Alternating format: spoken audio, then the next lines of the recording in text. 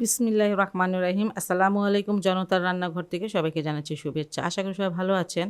আজকে যে রেসিপিটি করব এটা শাকের রেসিপি করব। এটা হচ্ছে কলই শাক। আমরা এটাকে কলই শাক বলি। এটা অন্য কোনো নাম আছে কিনা আমি সেটা জানি না।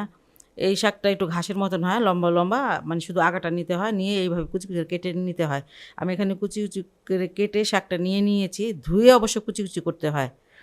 আর এখানে আমি পেঁয়াজ কিছুটা দিয়ে দিয়েছি, ৫-৬টা কাঁচামরিচ দিয়েছি। কাঁচামরিচটা একটু পাতলা করে কেটে দিতে হবে, যে এইভাবে একটা কাঁচামরিচকে ৪ ফালা করতে হবে। আর একটু লবণ দিয়ে এটাকে আমি একটু সিদ্ধ করে নিব। কোনো পানি দেওয়া যাবে না, আর ঢেকে দেওয়া যাবে না, যাতে শাকটা সবুজ সবুজ থাকে। এই শাকটা হাই হিটে রান্না করতে হয়, যাতে পানি না উঠে। পানি যদিও একটু উঠে তাহলে তার সাথে সাথে যেন শুকিয়ে যায়, যেন শাকটা হলুদ না হয়ে যায়। সবুজ শাক যেন সবুজই থাকে। আর এই শাকে যদি হলুদ হয়ে যায় তাহলে টক টক লাগে, ভালো লাগে না খেতে।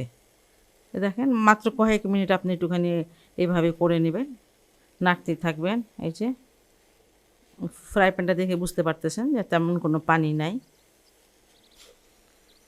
শাকটা আমার সিদ্ধ হয়ে গেছে, আমি এটা এখন নামিয়ে নিব। শাকটা আমি বাগার দিয়ে চলে আসলাম। 2টা শুকনো মরিচ দিচ্ছি।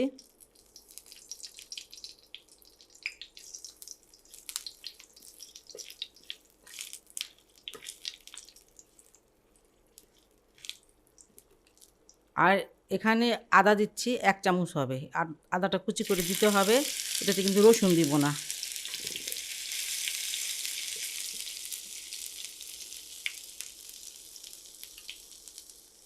আর পেঁয়াজ দিয়ে দিব।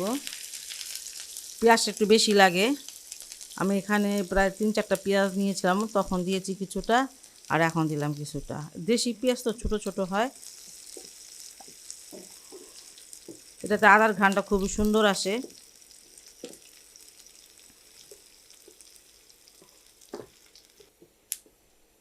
পেঁয়াজটা ভাজা হয়ে গেছে, আমি এটা বেরেস্তা করব না, এরকমই ভাজা থাকবে। শাকটাকে দিয়ে দেব।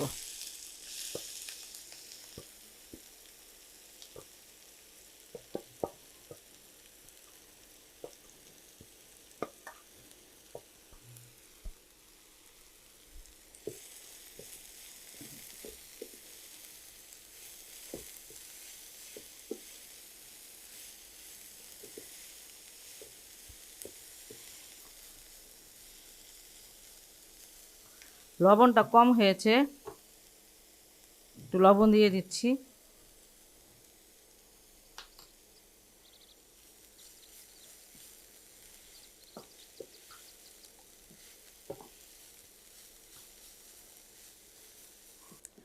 শাকটা কিন্তু আমার হয়ে গেছে। এটা অনেকক্ষণ সিদ্ধ করা যাবে না, একটু বেশি হাই হিটে এটা তাড়াতাড়ি করে করে নিতে হবে। এটা যাতে লাল না হয়। খুব মজার একটা টেস্টি একটা শাক। এটা এখন অনেক পাওয়া যাচ্ছে, আপনারা বাসায় অবশ্যই অবশ্যই ট্রাই করবেন। আর যদি ভালো লাগে তাহলে অবশ্যই আমার চ্যানেলকে লাইক কমেন্ট সাবস্ক্রাইব করবেন। সবাই ভালো থাকুন, সুস্থ থাকুন, নিরাপদে থাকুন, এই দোয়া করি সবসময়। আল্লাহ হাফেজ। দেখেন মরিচগুলো পর্যন্ত কিন্তু সবুজই থাকবে, এটা কোনো কিছু লাল হবে না। যাই হোক, এটা আমি নামিয়ে নিচ্ছি।